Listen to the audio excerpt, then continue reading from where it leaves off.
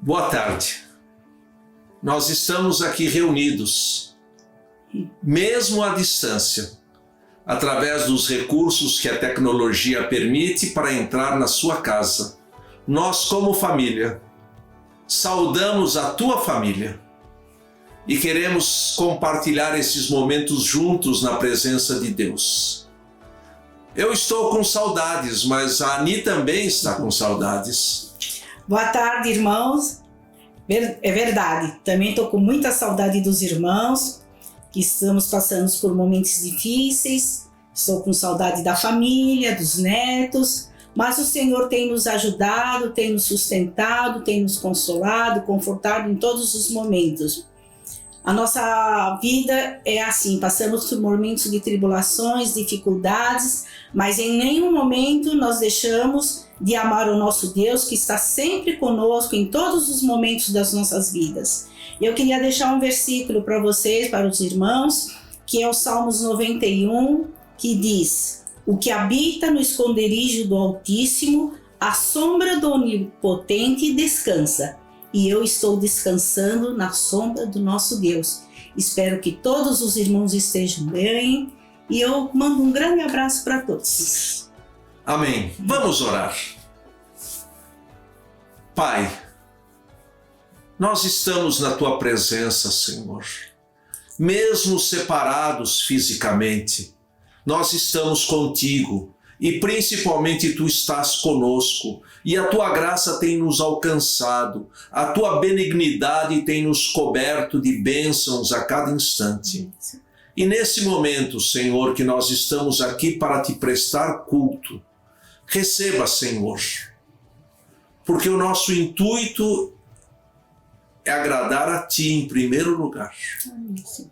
Pai, eu rogo por todos os nossos queridos, onde quer que eles estejam, que a tua bênção esteja sobre eles, que a tua bênção esteja sobre o povo de Deus, amém, onde quer que eles estejam. Amém, rogamos, Pai, pelos enlutados, sim, pelos depressivos, pelos famintos, por aqueles que estão na frente de batalha contra a Covid. Sim.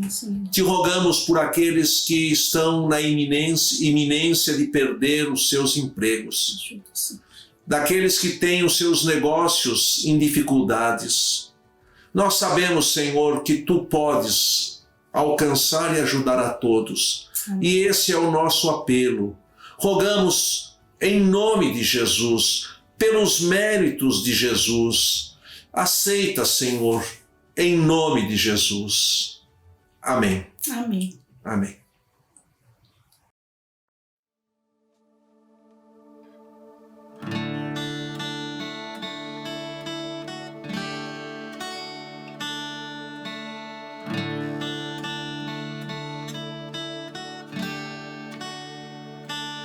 Na escuridão estava a humanidade a esperar, até que dos céus vieste com perdão em teu olhar, para cumprir a profecia, uma virgem concebeu, desde um trono de glória, a manjedoura ele nasceu.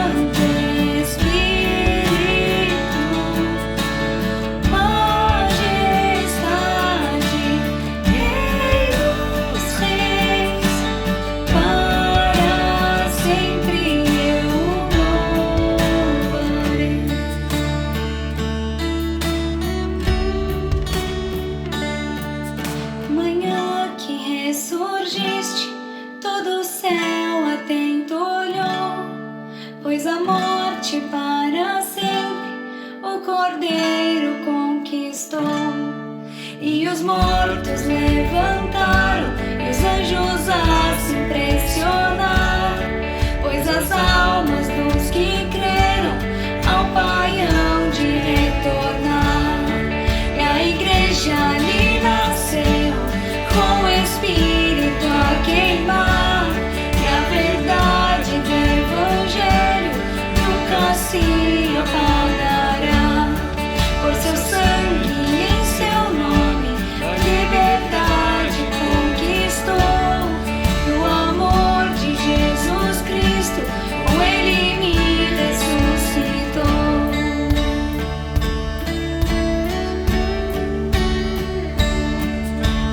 Glória a Deus Pai e a Jesus, glória ao Santo Espírito, majestade, Rei dos Reis, para sempre o louvarei.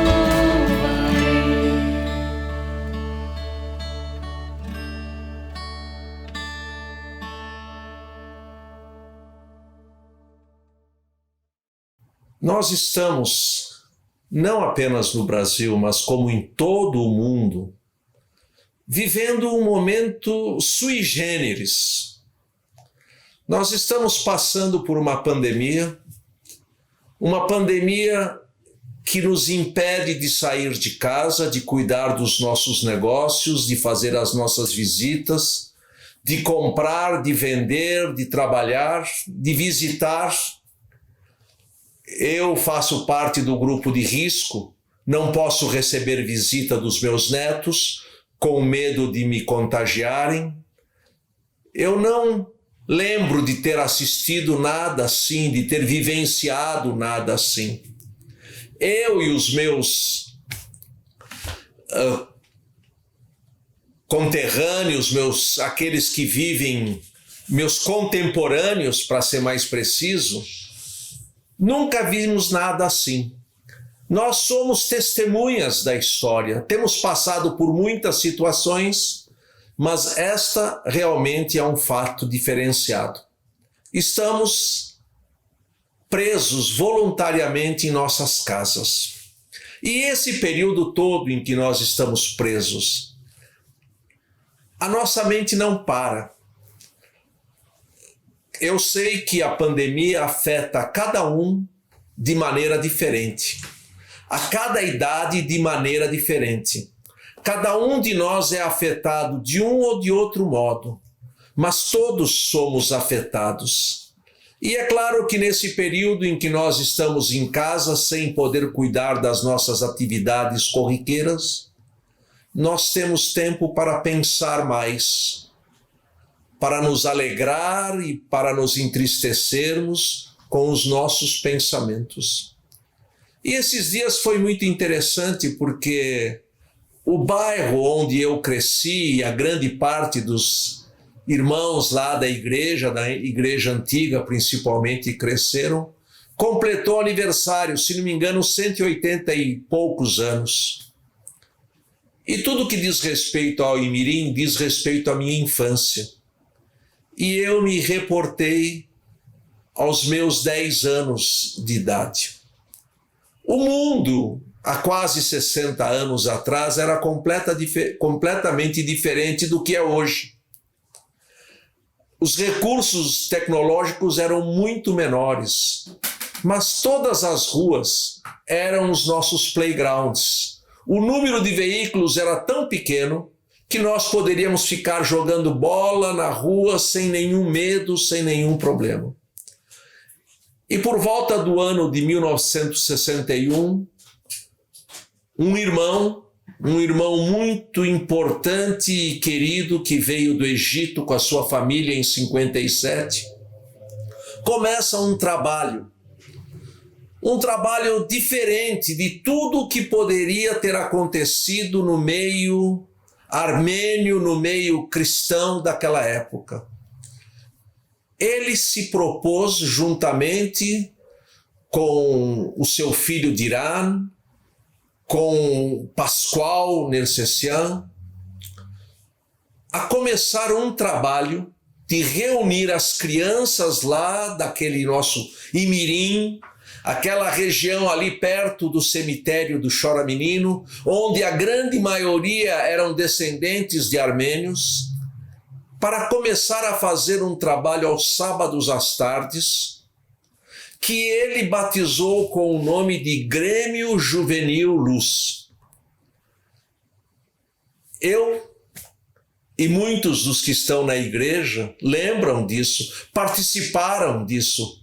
Durante muitos anos, a liderança da Igreja Evangélica Irmãos Armênios foi composta por irmãos que saíram do Grêmio Juvenil Luz na sua maioria. E foram momentos muito importantes na minha vida, na vida daqueles que lá participaram. Nós tínhamos esporte, nós tínhamos a mensagem bíblica. Eu me converti lá no Grêmio. Muitos se converteram lá no Grêmio.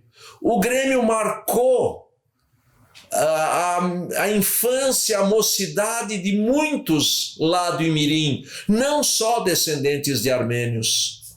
Todos os outros times de futebol que foram formados para participar da Copa Armênia daquela época, a grande maioria havia passado pelo Grêmio. E o Grêmio era tão bem feito, tão bem organizado, que tinha até um hino. E daqui a pouco nós vamos ver e poder cantarmos juntos esse hino.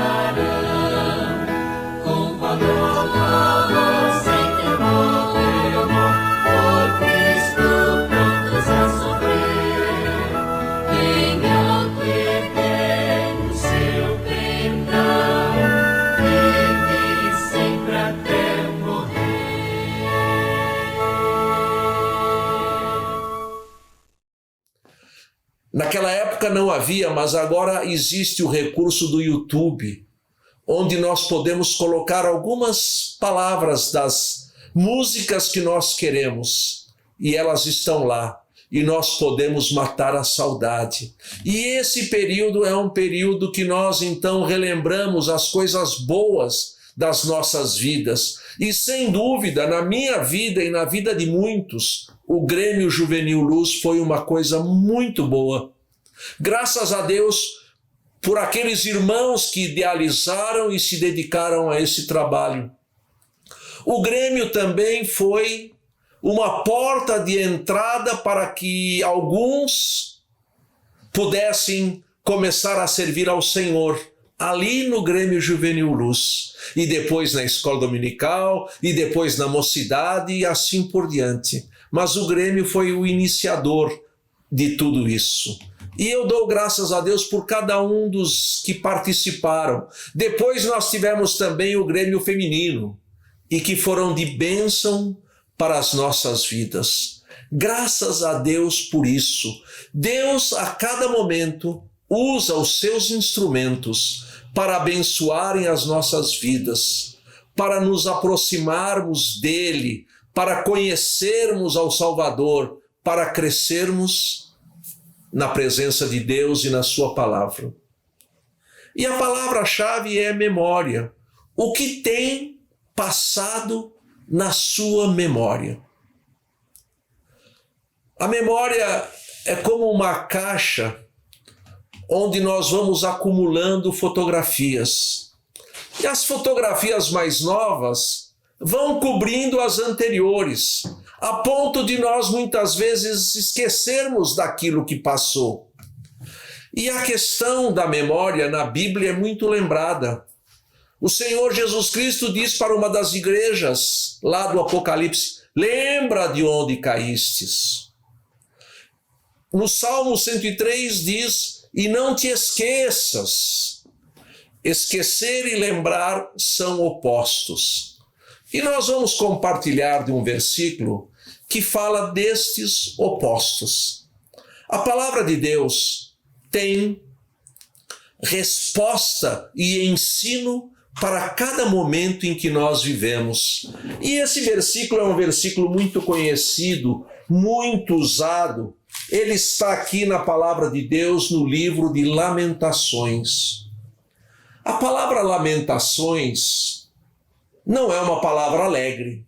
Lamentar é sentar e chorar em voz alta.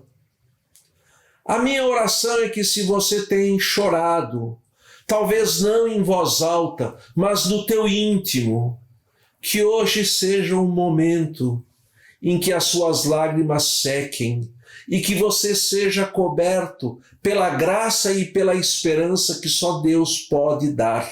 Mas vamos ao texto. Esse texto, então, se encontra no livro de Lamentações do profeta Jeremias.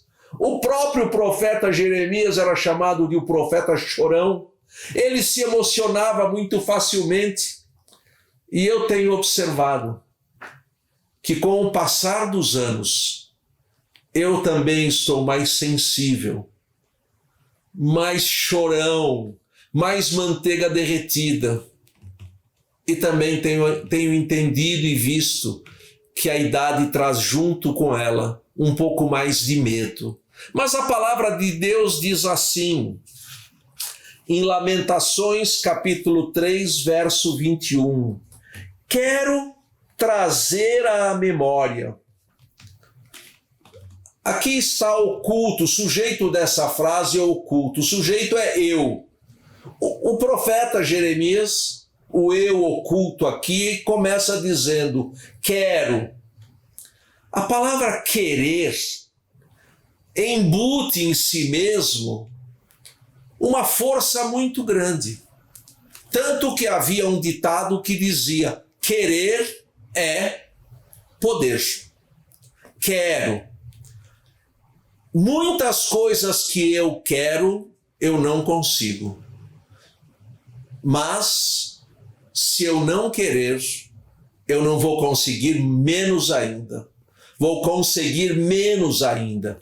Para conseguir, eu devo querer. E o profeta, então, parece que num diálogo consigo mesmo, falando do seu coração em voz alta, diz, quero trazer à memória. Obviamente, se ele quer trazer à memória, significa que havia saído da sua memória, havia caído no esquecimento. E quantas coisas, e principalmente quantas bênçãos de Deus que Ele nos tem concedido a cada dia, nós permitimos que caiam no esquecimento.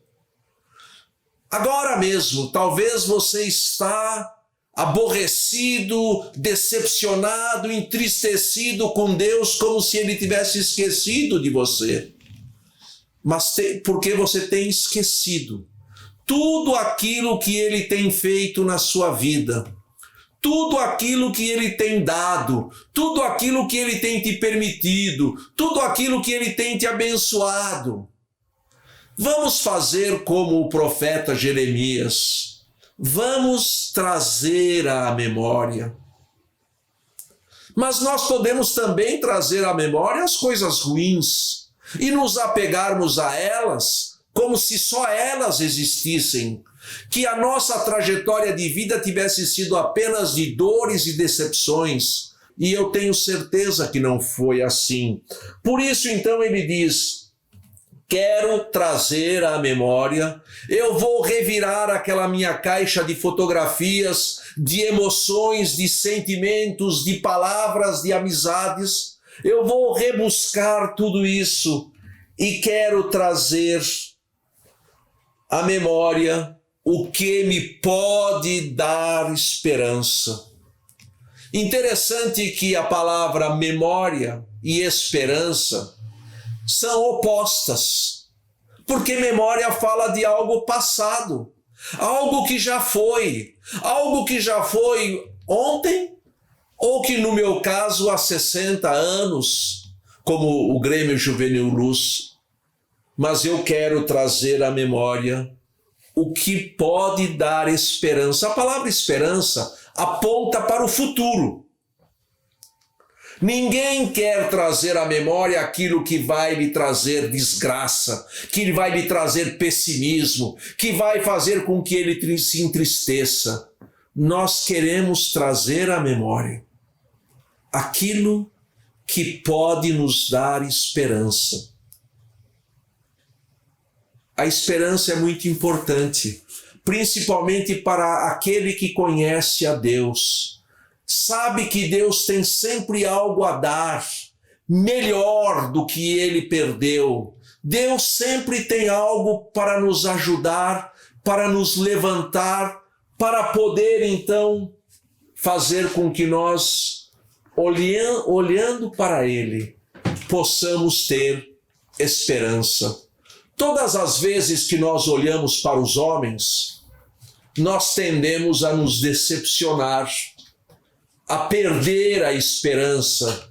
Quantas vezes surgiu um político no cenário, não apenas brasileiro, porque essas coisas são no mundo todo, e nós imaginamos que a partir dele o mundo iria ser outro, iria ser diferente.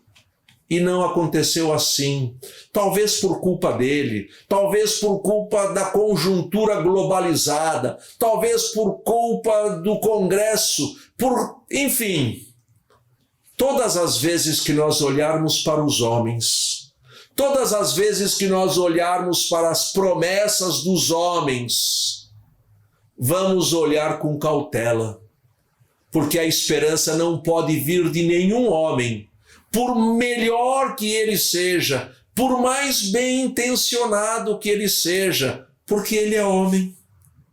E a Bíblia ensina que nós, homens, somos falíveis, que nós, homens, somos falhos, e que nós, homens, muitas vezes, com as melhores das intenções, misturamos intenções e objetivos obscuros que não agradam ao Senhor.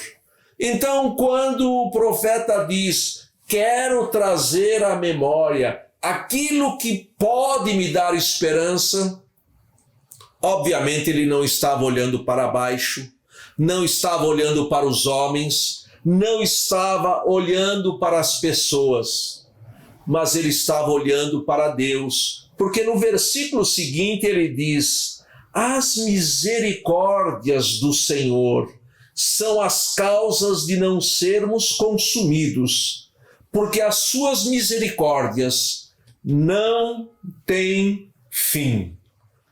Talvez o teu dinheiro tenha fim, a tua paciência tenha fim, as suas amizades tenham tido fim, as coisas humanas têm fim, mas as coisas do Senhor, aquilo que Ele fez, aquilo que Ele faz, aquilo que Ele fará, não tem fim. Mesmo que o cenário é negro, mesmo que o mar é revolto e turbulento, nós podemos esperar no Senhor, porque a sua palavra, que é da onde nós devemos buscar a esperança, tirar para as nossas vidas a esperança, é somente nesta palavra. E essa palavra diz: as misericórdias do Senhor.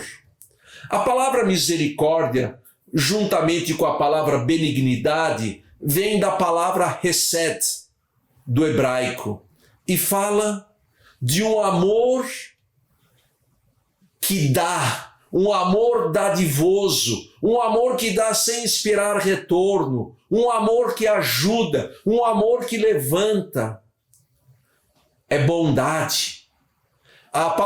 Essa palavra aparece muito no Salmo 136, onde fala benignidade, bondade, misericórdia, benignidade são aquilo que Deus tem para a sua vida, para a minha vida, mesmo que nós estejamos atravessando o vale da sombra, e que eu espero não seja da morte.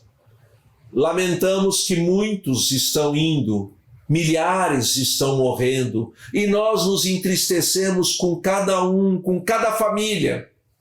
Mas quando você estiver atravessando por vales sombrios, lembra que o Senhor tem a sua palavra para te confortar, tem as suas promessas, e aqui então, as misericórdias do Senhor são as causas de não sermos consumidos, porque as suas misericórdias não são limitadas, as suas misericórdias não são econômicas, as suas misericórdias são abundantes, são ilimitadas e querem alcançar a cada um de nós e dar a cada um de nós exatamente aquilo que nós precisamos. Porque esse é o nosso Deus, esse é o nosso Senhor. E essas misericórdias, diz aqui a palavra do Senhor, elas não ficam obsoletas. Eu, com o tempo, e muitos da minha geração que podem estar assistindo esta palavra de coração para coração, talvez se sintam já obsoletos, repetitivos, já meio sem gosto por muita coisa.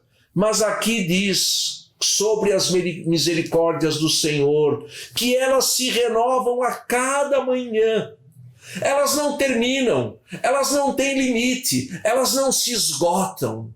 As misericórdias do Senhor se renovam a cada manhã e elas querem te alcançar, mas dependem de você querer trazer à sua memória o que está na palavra de Deus, não nas vazias promessas humanas, mas aquilo que Deus tem para ti.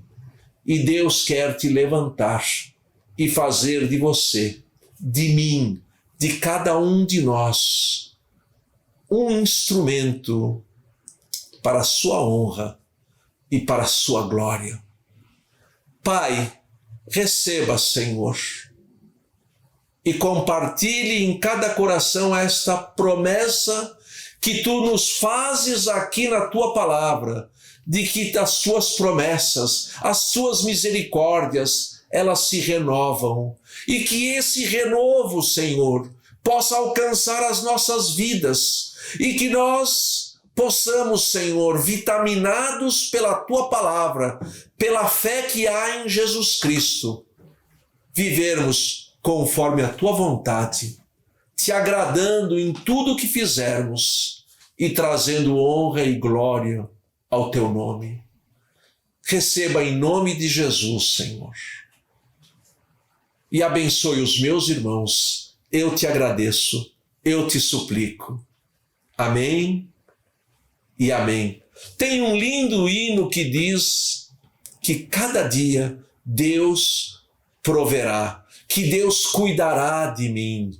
E nós vamos concluir essa mensagem cantando esse hino todos juntos, onde quer que nós estejamos. Deus nos abençoe.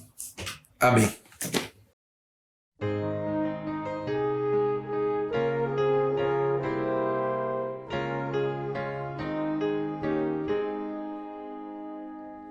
Aflito e triste coração, Deus cuidará de ti. Por ti opera a sua mão, Deus cuidará de ti. Deus cuidará de ti, em cada dia proverá. Sim, cuidará de ti, Deus cuidará de ti. Na dor cruel, na provação, Deus cuidará de ti. Socorro dá e proteção, Deus cuidará de ti. Deus cuidará de ti, em cada dia proverá. Sim, cuidará de ti, Deus cuidará de ti. Sentes a fé a vacilar, Deus cuidará